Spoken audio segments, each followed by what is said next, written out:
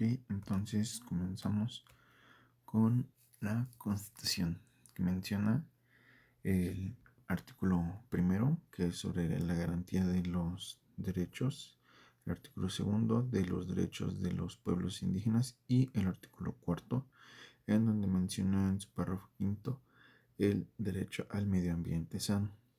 Posteriormente menciona la Ley Orgánica de la Administración Pública Federal. Aquí hace referencia al capítulo segundo. Este nos va a hablar sobre las competencias de las secretarías del Estado. Aquí nos menciona el artículo 26 y el 32 bis. En el 26, obviamente, lo que es relevante es la fracción en donde se le da el fundamento a la Semarnat, que en este caso sería la fracción 8, Secretaría de Medio Ambiente y Recursos Naturales. Y posteriormente en el artículo 32 bis es en donde se le van a dar las competencias de esta secretaría. Aquí lo que es importante destacar es que del artículo 32 bis de la Secretaría de Medio Ambiente, aquí lo tenemos, 32 bis, a la Secretaría de Medio Ambiente y Recursos Naturales les corresponde el despacho de los siguientes asuntos. Entonces aquí lo descartable va a ser la fracción 4. Aquí, por ejemplo, nos menciona que se deben de establecer normas oficiales sobre materiales y residuos peligrosos, así como la prevención de la calidad del medio ambiente. También otra de las fracciones que son importantes para este puesto va a ser la fracción 11, en donde nos menciona que se tiene que evaluar y determinar la manifestación de impacto ambiental de proyectos de desarrollo que presenten del sector público, social y privado, así como resolver sobre los estudios de riesgo ambiental. Aquí ya nos menciona por primera vez el ERA. Después de eso, vamos a pasar a la fracción 5 bis, que en este caso nos va a mencionar que se deben de identificar e inspeccionar los lugares en materia ambiental e imponer sanciones y ordenar medidas de seguridad de urgente aplicación. Esto en conformidad con las disposiciones aplicables. También otra de las fracciones más importantes va a ser la 39, que aquí pues son obviamente muchas de las actividades que tiene que presentar la Semarnat. Sin embargo, aquí la fracción 39 nos comenta que está relacionada a la regulación de contratos y licencias, y aquí se deben de otorgar licencias, permisos y autorizaciones en materia ecológica y de emisiones a la atmósfera. Después de eso, también nos menciona el temario la LEGEPA, que es pues la principal ley ambiental en México, la Ley General para el Equilibrio Ecológico y Protección del Ambiente. Aquí el temario nos menciona, para empezar, de los artículos del 1 al 8. El artículo 1 son las disposiciones generales del título primero, capítulo 1, las normas preliminares. Aquí pues se van a mencionar cuáles son las normas preliminares, el objetivo, que es propiciar el desarrollo sustentable, y nos vamos a enfocar un poco en lo que es la fracción 9, que es sobre establecer mecanismos de coordinación, inducción y concertación entre autoridades, entre estas y las instituciones académicas y de investigación y sectores social y privado, así como personas y grupos sociales de materia ambiental. Aquí en general el artículo primero y el artículo segundo nos van a mencionar que se establecen las bases para garantizar un medio ambiente sano. Así también se define como utilidad pública el establecimiento de zonas de intermedias de salvaguarda por la presencia de las actividades riesgosas. Esto se menciona claramente en la fracción cuarta del artículo segundo, de las zonas intermedias de salvaguarda con motivo de presencia de actividades consideradas como riesgosas. Después de eso, más adelante, en el artículo cuarto y quinto nos va a mencionar que se define que la federación, es decir, la Semarnat, Entre sus competencias y coordinación, tienen la facultad exclusiva de regular y controlar las actividades altamente riesgosas, así como también el manejo de materiales y residuos peligrosos. También que la Federación es responsable de la evaluación del impacto ambiental de las obras señaladas en el artículo 28 de la LGEPA. Esto se menciona claramente en la fracción 10 del artículo 5 de la LGEPA. La evaluación de impacto ambiental de obras o actividades que se refiere al artículo 28 de esta ley y en su caso expedición de las autorizaciones correspondientes. Más adelante en esta misma ley, el artículo 6 nos va a decir cuáles son las atribuciones que tiene la Federación.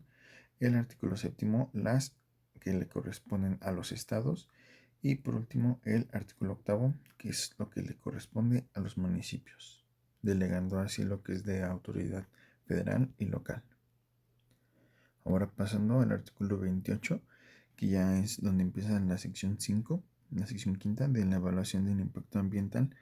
Aquí este artículo que se estuvo referenciando anteriormente menciona un listado de las obras que están sujetas a la presentación de la manifestación de impacto ambiental. Aquí se enumeran estas obras que para este puesto destaca lo que es la industria química y petroquímica, mencionados en la fracción 2, así como también la gestión de residuos en la sección 4 y lo que son los parques industriales, que se menciona en la fracción 8 del artículo 28. Y aquí vamos a brincarnos al artículo 30, que aquí nos menciona que para poder obtener las autorizaciones cuando se traten de actividades altamente riesgosas, entonces se va a tener que incluir el estudio de riesgo correspondiente, es decir, el ERA. Y de aquí nos vamos a pasar al artículo 31, que este nos va a mencionar los motivos por los cuales se tiene que presentar un informe preventivo en lugar de una manifestación de impacto ambiental. Y aquí menciona 3 supuestos en estas 3 secciones, que se empieza cuando la obra o actividad ya está prevista y evaluada por la Secretaría o por alguna otra autoridad en algún plan de desarrollo o de ordenamiento ecológico. También puede ser cuando hay normas o disposiciones que regulan esta actividad, o por último cuando se trata de instalaciones en parques industriales autorizados previamente. También considero importante resaltar que la Semarnat publicará en la Gaceta Ecológica el listado de los informes preventivos que les sean presentados para esta evaluación y deben de estar al alcance del público. De ahí nos vamos a brincar al capítulo 5, que justamente se llama actividades consideradas como altamente riesgosas. Aquí el artículo 145 menciona que la Semarnat debe de promover en los usos de suelos que se especifiquen las zonas industriales riesgosas, considerando la proximidad a centros de población y los impactos de un posible evento extraordinario. También en el artículo 146 se clasifican las actividades altamente riesgosas. Aquí la Secretaría establece esta clasificación de las actividades que son altamente riesgosas basándose en las características CRETIP, es decir, corrosividad, reactividad, explosividad, inflamabilidad, etc. Y también en cuanto a los volúmenes que se generen o manejen en estos establecimientos de sustancias o residuos peligrosos. Más adelante, en el artículo 147, se especifica nuevamente que quienes realicen actividades altamente riesgosas deben formular y presentar un ERA y someterlo a la aprobación con las dependencias correspondientes. Después, el 147 bis menciona que quienes realicen estas actividades altamente riesgosas deben de tener un seguro ambiental, que para esto la Semarnat, la Segop, CENER, Secretaría de Salud y STPS van a integrar un sistema nacional de seguros de riesgo ambiental. Más adelante, el artículo 148 nos menciona cómo se establecen las zonas intermedias de salvaguarda, en donde no se pueden establecer asentamientos urbanos si así los determina la Secretaría. Y por último, para acabar este capítulo 5 y el temario de la que viene siendo la LGPA, nos menciona el artículo 149 que las entidades federativas regulan las actividades que no sean altamente riesgosas. Ahora, pasando a la ley de la Agencia Nacional de Seguridad Industrial y de Protección al Medio Ambiente del sector hidrocarburos, mejor conocido como la ASEA, el temario nos menciona que hay que revisar el capítulo único del título primero y el capítulo primero del título segundo. Aquí, pues, como en la mayoría de las leyes, es de disposiciones generales, y en el artículo primero pues se va a mencionar cómo se crea la ASEA como un órgano desconcentrado de Semarnat con autonomía técnica, cuyo fin es supervisar y regular la seguridad industrial operativa en el control de residuos y emisiones exclusivamente del sector hidrocarburos. En el artículo segundo nos menciona los principios y coordinación que se establece en la ASEA, que aquí debe de atender lo dispuesto en las leyes generales, como la LEGEPA, pero alineada a las políticas que se fijan en las Secretarías de Medio Ambiente, más adelante, y de Medio Ambiente y de Energía. Más adelante, en el artículo tercero, que son las definiciones, aquí es relevante para el sector hidrocarburos la fracción 11, en donde nos va a mencionar cuáles son las actividades que se consideran dentro de este sector. Aquí incluye desde la exploración y extracción hasta el tratamiento, refinación, transporte, almacenamiento y expendio al público del petróleo, gas natural y petrolíferos. Es importante que si una instalación industrial realiza alguna de estas actividades, la competencia de riesgo ambiental es de la ASEA, no de la Dirección General de Semarnat. Posteriormente viene lo que es el título segundo, que aquí tiene igualmente varios capítulos, pero el temario solo nos menciona el capítulo primero, que es sobre las atribuciones de la ASEA. Aquí en el artículo quinto enumera las facultades de la ASEA, donde vamos a destacar lo que es la fracción 13. La fracción 13 de este artículo, perdón, la fracción 18 de este artículo nos va a mencionar que le corresponde a la ASEA expedir, suspender, revocar o negar las licencias, autorizaciones, permisos y registros en materia ambiental a los que se refiere más adelante el artículo séptimo de esta ley. Después vamos a pasar a lo que es el artículo sexto, que menciona el alcance de la regulación, ya que aquí se detalla que la ASEA regulará aspectos como la prevención de derrames, integridad de instalaciones y que es muy importante el análisis de riesgo y planes de emergencia del sector. Por último, en el artículo 7 vamos a encontrar los actos administrativos específicos. Aquí en este artículo es fundamental para evitar la invasión de funciones, ya que indica que la ASEA es quien emite las autorizaciones en materia de impacto y riesgo ambiental, el ERA, específicamente para las actividades del sector de hidrocarburos. Ahora pasamos a el reglamento interior de la Semarnat, en donde el temario menciona que es del capítulo sexto, el cual es sobre las atribuciones y organización de la Subsecretaría de Regulación Ambiental y de las direcciones generales a su adscripción. Y aquí menciona el artículo 19, que obviamente este artículo va a ser el que corresponde a la Dirección General de Gestión Integral y de Materiales y Actividades Riesgosas. Aquí de este artículo vamos a encontrar que son relevantes, por ejemplo, las facultades que tiene sobre evaluar los riesgos, así como emitir observaciones y recomendaciones sobre los estudios de riesgo ambiental de las instalaciones en operación, también de los nuevos proyectos que se va a tener que analizar y participar en la evaluación de los estudios de riesgo que acompañan las manifestaciones de impacto ambiental e informes preventivos, y sobre los programas de prevención que se van a tener que expedir, modificar, suspender, revocar o anular la aprobación de estos programas de prevención programas para la prevención de accidentes. En este artículo, entre las atribuciones de esta dirección, empatan con la función 2 y la 19, que mencionan expedir, suspender o anular actos. En este artículo 19 menciona que esta dirección tiene la facultad para el control de materiales y residuos. Aquí se debe de expedir autorizaciones y registros para el manejo de materiales y residuos peligrosos, así como la prestación de los servicios relacionados. también para la remediación de sitios, es decir, autorizar la transferencia de propiedad de sitios contaminados y el tratamiento de suelos afectados. También para la importación y exportación. Se debe de autorizar el movimiento transfronterizo de materiales y residuos peligrosos, así como el tránsito por el territorio nacional conforme a los tratados internacionales.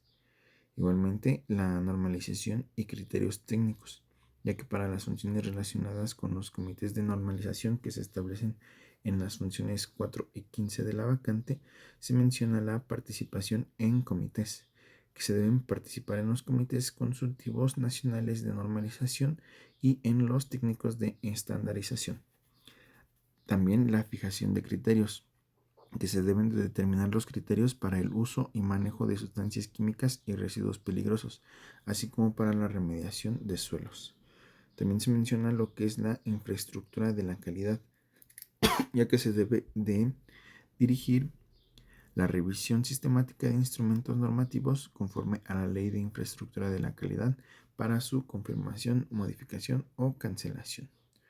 También menciona la coordinación y fortalecimiento institucional, que a nivel local se debe coadyuvar en la promoción ante gobiernos estatales y municipales para el fortalecimiento institucional en materia de residuos peligrosos y riesgo ambiental de instalaciones en operación, así también como los convenios, donde menciona que hay que suscribir convenios de coordinación con autoridades locales para el cumplimiento de las atribuciones.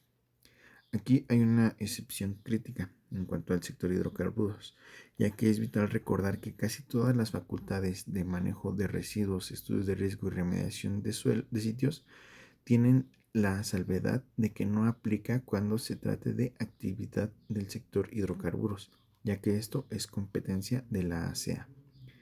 Aquí, por último, vamos a tener lo que son las facultades de atracción, ya que este artículo menciona que la dirección debe remitir expedientes a la Subsecretaría de Regulación Ambiental cuando éste ejerza su facultad de atracción, integrando la información generada en los procedimientos de otorgamiento, revocación o nulidad. Esto alineado con las funciones 19 y 20 de la vacante. Esto lo podemos resumir de forma de que este artículo es un manual de funciones, ya que aquí hay que saber que este departamento es responsable técnico, es decir, si un estudio de riesgo es correcto y se debe de gestionar los trámites de materiales peligrosos siempre y cuando no sean de Pemex o de empresas de gas o petróleo. Después el temario nos menciona la Ley Federal del Procedimiento Administrativo.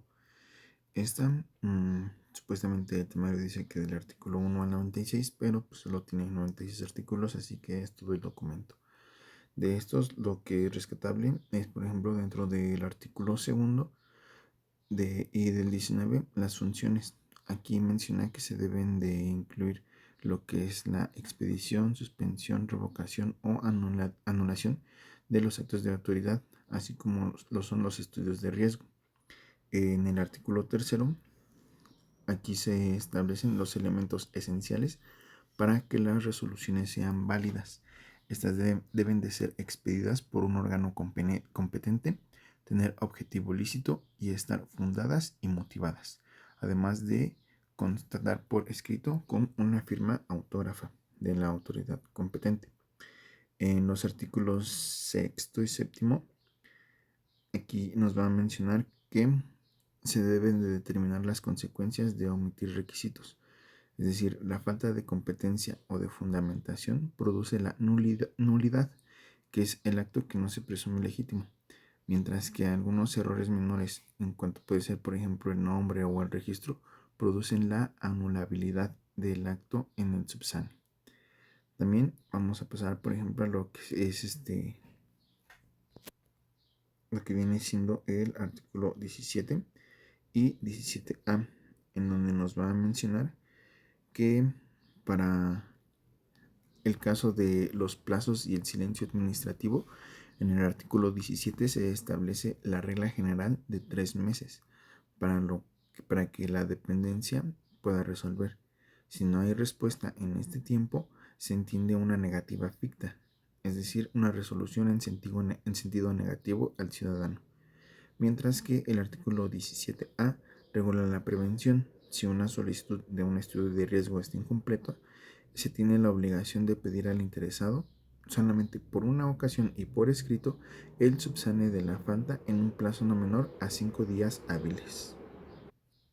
En relación con las funciones 9, 19 y 20, que son referentes al manejo de expedientes y documentación, aquí los artículos 33 y 34 garantizan el derecho de los interesados a consultar el expediente y poder obtener copias certificadas, salvo que se contenga información de seguridad nacional o secretos comerciales o industriales.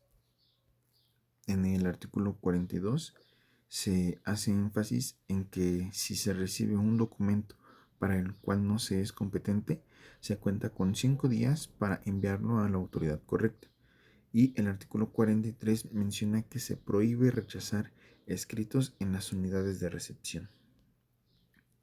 En relación con la función 12, que es sobre visitas de verificación e inspección, aquí se mencionan de los artículos 62 al 67, que son de gran relevancia, ya que aquí se menciona que las visitas deben de realizarse con una orden escrita, debidamente fundada y motivada.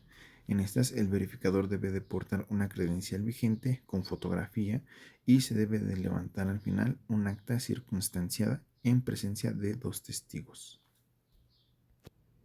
Otra de las partes relevantes es en relación a la función 19, que es sobre la defensa jurídica y recursos.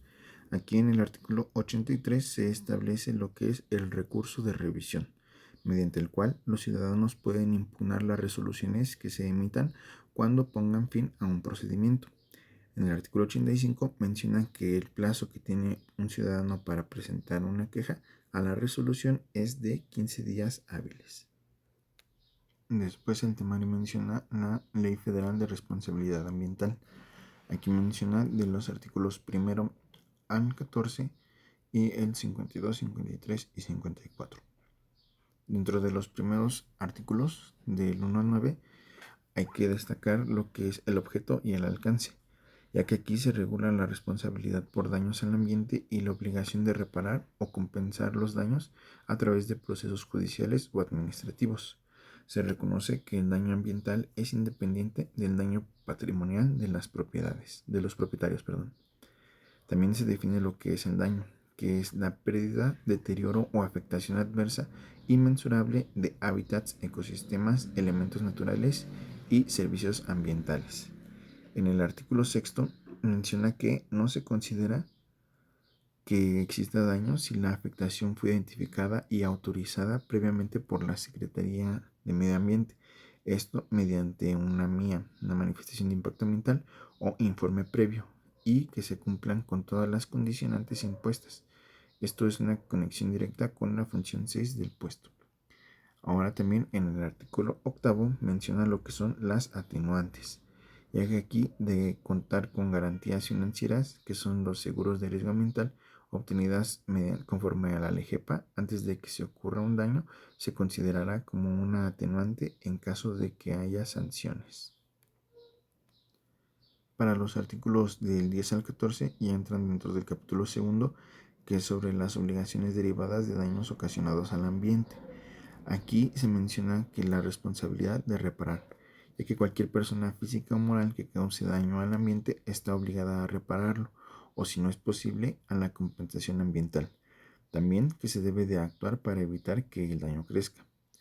También está lo que se conoce como responsabilidad subjetiva contra responsabilidad objetiva, ya que la subjetiva nace de actos ilícitos, es decir, violar leyes o autorizaciones, mientras que la objetiva, como lo menciona el artículo 12, es cuando existe obligación de reparar independientemente de que la culpa sea cuando el daño proviene de las actividades altamente riesgosas o del manejo de materiales o residuos peligrosos. Este punto es el corazón de la Dirección General de Gestión Integral de Manejo de Actividades Riesgosas.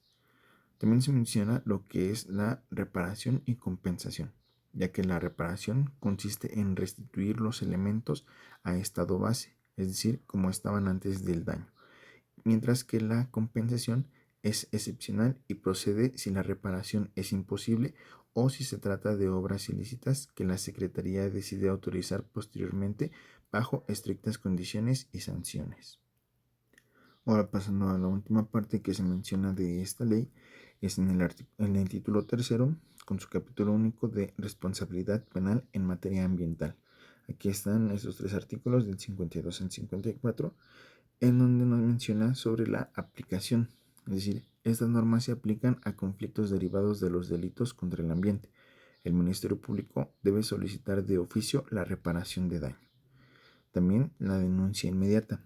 Esto mencionado en el artículo 54, en donde se menciona que como servidor público, si es en el ejercicio de las atribuciones, como por ejemplo revisar expedientes o identificar, se deben de conocer los actos que pudieran ser delitos ambientales y se tiene la obligación de formular una denuncia inmediata ante el Ministerio Público. Esto igualmente está relacionado con lo que es la función 19 del puesto. Ahora también el temario menciona lo que es el Código de Ética e Integridad para un buen gobierno en la Administración Pública Federal. Aquí se compone de 2 títulos, cada título con diversos capítulos, pero lo más relevante desde mi punto de vista y mi experiencia es el capítulo 2, que se divide en 3 secciones. En estas 3 secciones se van a mencionar lo que son los principios, los valores y las reglas de integración. Aquí los principios del servidor público van a ser los fundamentos o cimientos legales y morales sobre los que descansa toda la función pública. Aquí el Código de Ética menciona 12 principios. Estos van a ser mandatos de optimización que guían el actuar de un servidor. Van a ser el respeto a los derechos humanos, la integridad, la legalidad, honradez, lealtad, imparcialidad, objetividad, austeridad, eficacia, eficiencia, profesionalismo, rendición de cuentas y la transparencia.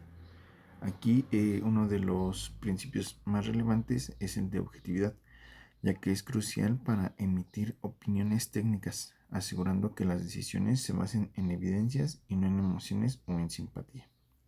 Más adelante vamos a tener lo que son los valores del servidor público. Esto en la sección número 2 del capítulo 2. Aquí van a ser menos, pero vamos a destacar que son el respeto, la empatía, honestidad, liderazgo, cooperación y cuidado del entorno cultural y ecológico. De aquí vamos a pasar a lo que son las reglas de integridad. Esto en la sección tercera. Las reglas de integridad son normas de conducta mucho más específicas y concretas aplicables a situaciones o procesos administrativos particulares. Estos los vamos a definir como que indican cómo aplicar los principios y valores en las funciones administrativas críticas para poder prevenir la corrupción. Aquí, por ejemplo, para tener que emitir licencias, permisos, autorizaciones y concesiones, al expedirlas o anular resoluciones sobre estudios de riesgo, que es la función 2 del puesto, se debe de verificar rigurosamente los requisitos legales con imparcialidad. Aquí dentro de estas reglas, de estas reglas de integridad, vamos a tener lo que es la actuación, desempeño y cooperación con la integridad, los trámites y servicios, recursos humanos, la información pública, las contrataciones públicas, los programas gubernamentales, licencias, permisos, autorizaciones y concesiones, la administración de bienes muebles e inmuebles, el control interno, los procesos de evaluación y el procedimiento administrativo. Ahora el temario menciona el primer y segundo listado de las actividades altamente riesgosas. Estas consisten en que ambos definen la cantidad de reporte, que es la cantidad mínima de una sustancia peligrosa, que al ser liberada ya sea por fuga, derrame o explosión, ocasiona afectación significativa en un radio de 100 metros en torno a la instalación. Si una empresa maneja volúmenes iguales o superiores a estas cantidades, su actividad legalmente es considerada como altamente riesgosa. Entre estos dos listados, las diferencias principales radican en la propiedad física de sus sustancias que regulan. El primer listado obviamente se publicó primero, el 28 de marzo de 1990, y el segundo listado el 4 de mayo del 92. Aquí, el primer listado tiene un enfoque en sustancias tóxicas, mientras que el segundo se enfoca en sustancias inflamables y explosivas. El primer listado tiene un efecto regulado en cuanto a las lesiones y enfermedades o muerte en organismos vivos por explosión, mientras que el segundo listado se enfoca más en la formación de nubes inflamables o presencia de ondas de sobreexplosión o sobreexposición. Aquí la cantidad de reporte en el primer listado es muy variable. Puede ir, por ejemplo, desde 1 kilogramo, como es en el caso de cloro o fosfógeno, o hasta de 1 tonelada en adelante. Mientras que en el segundo listado, los rangos de las sustancias que manejan son un poco más cerrados, que sería desde 500 kilos en el caso del acetileno o del hidrógeno, o desde 200.000 kilos para, por ejemplo, barriles de gasolina. Aquí se excluyen en el primer listado el uso de los plaguicidas, ya que estos tienen ley propia, mientras que el segundo listado excluye sustancias reguladas por la Ley Federal de Armas de Fuego y Explosivos. Es relevante para el puesto que estos listados son una herramienta de clasificación diaria por las siguientes razones. Determinación de competencias, ya que permiten confirmar si un expediente debe ser resuelto por Semarnat, si es que supera la cantidad de reporte o si es de competencia estatal. También para el sustento de trámites críticos, que son la base legal para exigir a las empresas el estudio de riesgo ambiental y el PPA, el Programa para la Prevención de Accidentes. Esto según como lo estipula el artículo 147 de la LGEPA.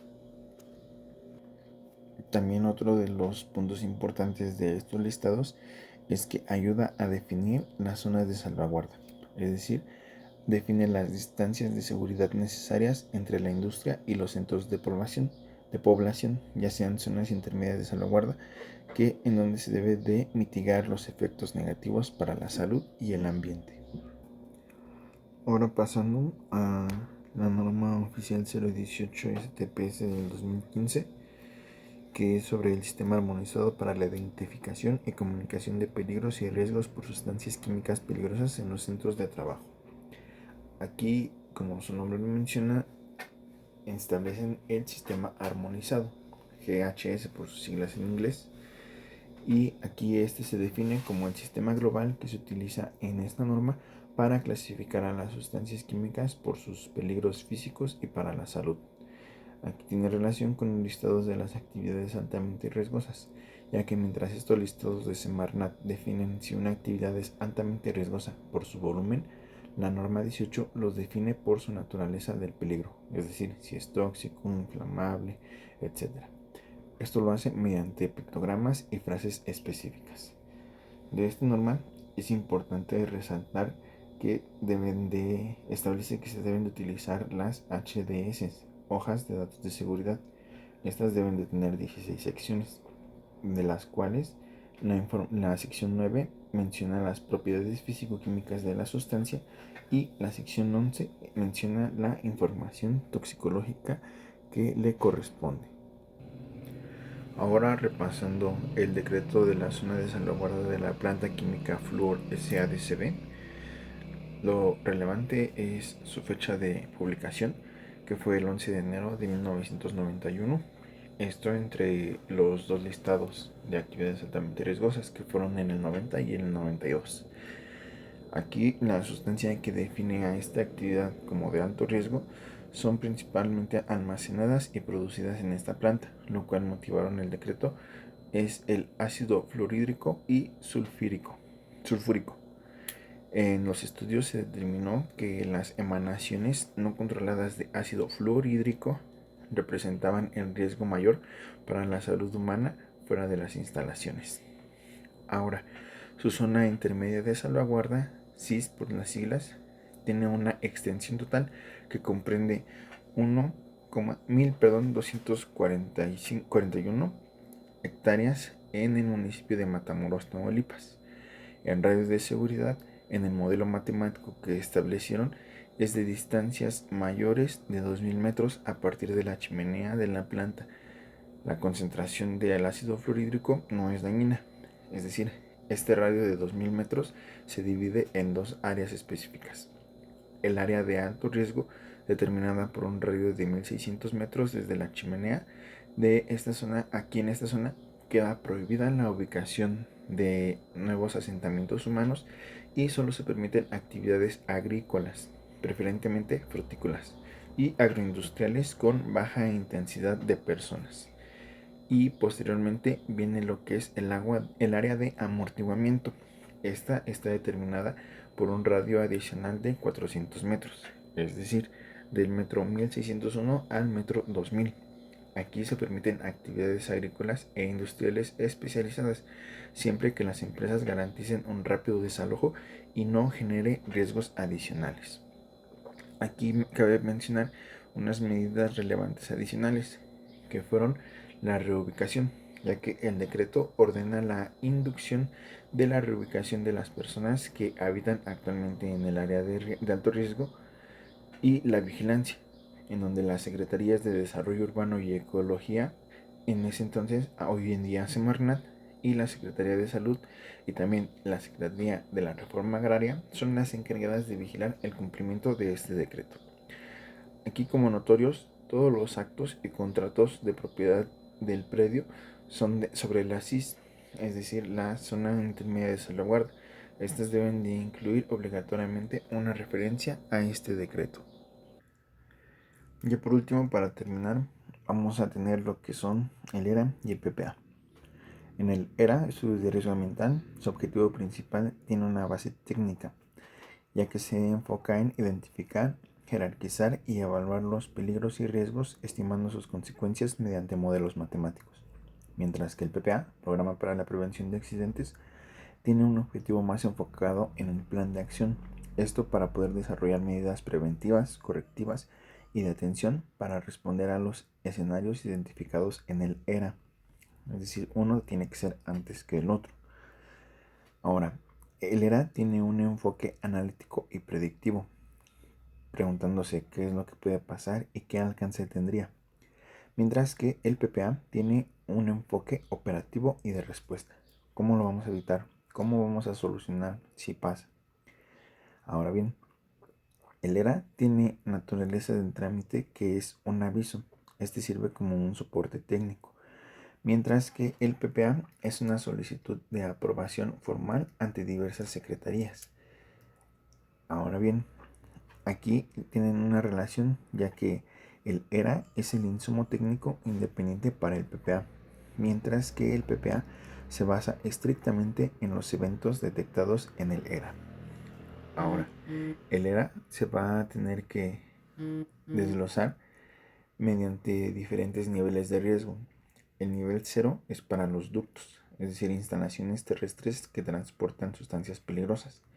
El nivel 1 es para riesgos de baja complejidad, donde se realicen actividades, por ejemplo, de mezclado, de filtración, de almacenamiento.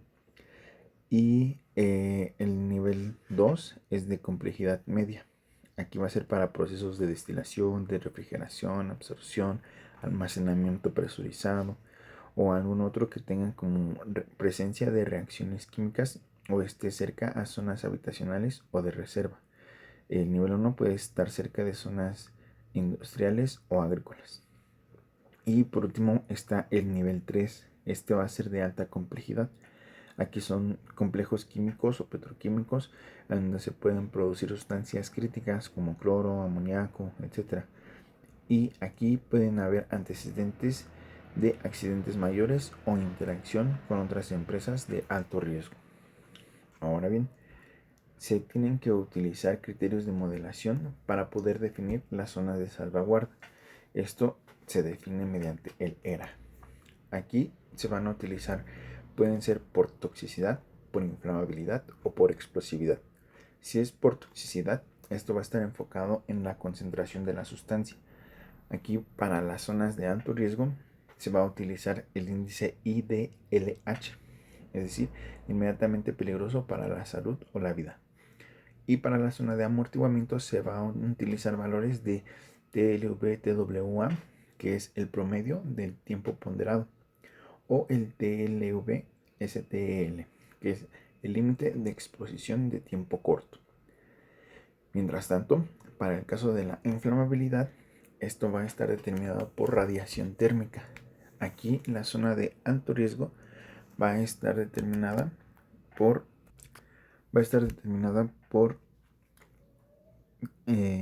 valores de temperatura. Pueden ser, por ejemplo, en cuanto a radiación de 5 kilowatts por metro cuadrado o de 1500 BTU sobre pie cuadrado por hectárea. Mientras que para la zona de amortiguamiento, la inflamabilidad va a estar determinada de 1.4 kilowatts metro cuadrado o bien 440 BTU pie cuadrado por hectárea. Y por último va a estar la explosividad, que para las zonas de alto riesgo va a ser de 1 libra sobre pulgada cuadrada, o bien para la zona de amortiguamiento de media libra sobre pulgada cuadrada. Ahora bien, para analizar los riesgos en una instalación de nivel 0, es decir, que sean ductos, tiene que utilizar una metodología específica. Por ejemplo, ¿qué pasa si? Lista de verificación, HACCP, HACCP, árbol de fallas, o en su caso cualquier otra cuyos alcances y profundidad sean similares. Mientras tanto, la aplicación de las metodologías que se tendrán que utilizar para este contexto se les debe de anexar a la memoria descriptiva. Y para la jerarquización de riesgos se podrá utilizar matriz de riesgos, metodologías cuantitativas de identificación de riesgos, o bien aplicar criterios de peligrosidad de los materiales en función a los gastos, condiciones de operación y o características creativas. Por último, para el ERA de nivel 1 se podrán identificar con checklist, qué pasa si, índice down, índice mount, análisis modo de falla y efecto, FMA, mientras que para los de riesgo nivel 2 y 3 únicamente podrá ser mediante análisis de riesgo y operabilidad, el HACCP, y árbol de fallas, y análisis de modo falla y efecto, FMA y árbol de fallas. Se podrán combinar estas metodologías o utilizar con características similares a las anteriores. Mientras tanto, que en el nivel 0 podrá ser qué pasaría si, lista de verificación, HACCP, HACCP o árbol de fallas. Para la jerarquización de los 4 casos de riesgo podrá ser mediante matriz de riesgos, metodologías cuantitativas o criterios de peligrosidad CRETIP. Y con esto podríamos dar por terminada este temario.